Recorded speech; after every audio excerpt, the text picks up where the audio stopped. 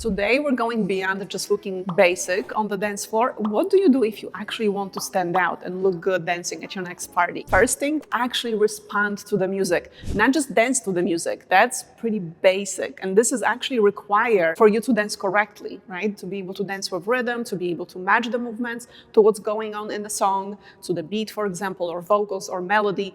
That's the, I would say, bare minimum. But if you want to go beyond that, if you want to actually stand out and look better than others, you want to be able to respond to what is going on in the song, because there will be different changes throughout the song, and we want our movements to reflect that. This is something that differentiates a very basic social dancer from somebody who looks good on the dance floor, who looks like they know what they're doing. It's just by manipulating the energy of your movements to match the energy of what is going on in the song. So in this example, tell me what looks better. This is one of my online program clients, Sabina, and on the left, she's just doing generic dancing, and on the right, you can see she's moving a bit differently. You can hear that the part of the song is very smooth, there's melody, not so much of the beat, so she is dancing in a way that reflects that. And I see this all the time. So many people at a party dance the same exact way, whether the song is energetic, fast, or slow. I'm going to play two songs. Tell me if you can hear the difference between them. So listen to the first song.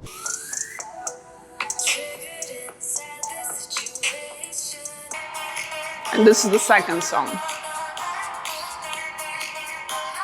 Can you feel the difference between these two songs? They are both different tempo, different energy. There's more going on in that second one. So if somebody is dancing kind of slow motion to both, obviously we can tell, even if we're not dancers or musicians, we can tell that something is just not aligned. When you're listening to a song, when you're dancing to a song, pay attention to how it's making you feel. So generally when you get to, let's say, the chorus, it's the most energetic part of the song, so you will feel more energized. Show it with your movements. When we dance, we want to show the difference between how the song starts and the build-up to when it reaches the chorus, because that's the most energetic part, so you cannot dance the same way throughout the entire song. Put more power into your movements, smile, you can lip sync. It all adds up and it is making you look more interesting dancing. Tip number 2, I also advise you to learn different kinds of movements. So not just footwork, not just groovy, not just sexy hips. If you're able to move different body parts, sometimes more slow, smooth movements, sometimes more energetic, groovy, bouncy, you will have more kind of buckets to pull from when it comes to responding to what's going on in the song. So just to give you an example, if we're doing something like a figure 8, that's a smooth, continuous movement, so it matches well with slower parts of the song where there is no beat. But if you're doing any kind of footwork, anything with the feet really, it's more dynamic, more energetic usually, and those movements are better when it comes to accenting the beat. So if you only know smooth movements, you won't be able to do that. You will miss out on the opportunity to accent this specific part of the song where it gets more energetic and faster paced. For this video, I'm assuming that you already have basic dance skills, but if you don't feel confident dancing in front of other people every time you are out on the dance floor, if you need help with fundamental skills, with confidence to dance in front of others, I can help. Book a call at the link below with me. I will put the link in the description below this video and in the top comment. You can join hundreds of my clients currently learning in my online program, learning to become confident social dancers. So this is what differentiates a beginner dancer, somebody who's dancing the same exact way, no matter what's going on in a song, versus somebody who is actively listening and is able to show those different changes and has a variety of different types of movements to be able to respond to the music better.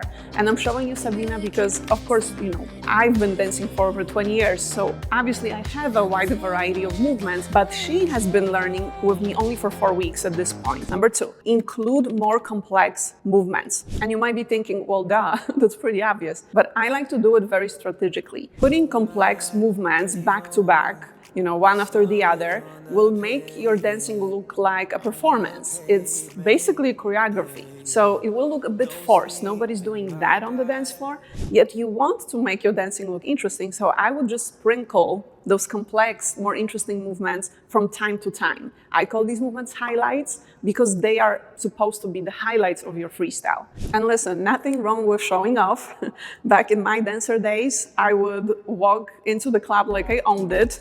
I would literally get into dance battles with other dancers at the club. This was back when I was winning competitions animations and stuff, I went from awkward to very cocky or too cocky, so maybe don't follow my example. I understood that there is time and place. So sometimes I would be able to show off in front of others, but if I was dancing with just my friends who were not dancers, obviously I would adjust the way I'm moving so they don't feel kind of awkward dancing next to the show off. So we always want to be able to read the room, right? And trust me, it will look so much better when these complex moves are seamlessly integrated into your freestyle.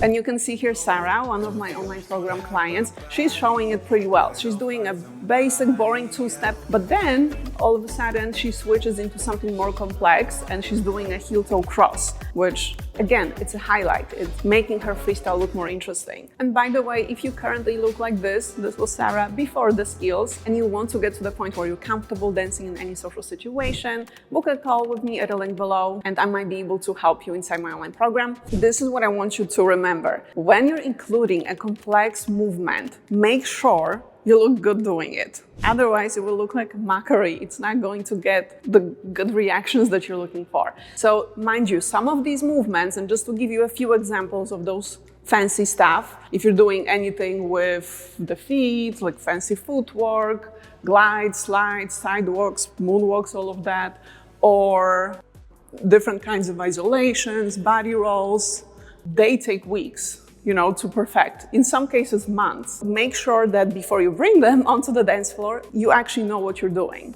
And by the way, this is a fun fact, because you guys comment me in the comments sometimes saying that I'm teaching like old school moves or moves that nobody's doing these days. Well, this isn't the newest Kyla viral video, I believe. I think it's to the song Chanel. Just so you know, I taught it like 6 years ago on my channel. Still usable. And you also want to integrate those movements with your style. If, let's say, you're doing footwork, I would stay within the same category. So if I'm doing something simple with the feet and I want to do something more complex, I would keep it footwork. So I wouldn't do, you know, feet and then something that requires isolations, because those are like two different buckets of moves, if that makes sense. Or, just to give you another example, if I'm doing a basic hip roll, which is isolation, I would stick to isolations and I would do something smooth as well. So it's kind of all in the same family of moves, rather than doing a two-step, right? And then back to two-step. It just kind of transitions between these movements are just different, and it creates a different look. Which brings me to number 3. To look good out there, you have to find your style. It's good to have your signature style where you play to your strengths. If you like footwork and you're always more excited to learn new footwork rather than, let's say, upper body moves or hip moves, stick to that. Or maybe you're better with the arms, or maybe you prefer to just groove to the music. Or if you prefer isolations types of movements, then stick to smooth, you know, hip rolls, body rolls, chest rolls. These are all isolation-based moves. And your first indication of what your style might be will come from most likely watching others. So what do you like on other dancers? Like in my case, I can tell you I was very impressed with hip-hop dancers. I love Shakira and being able to do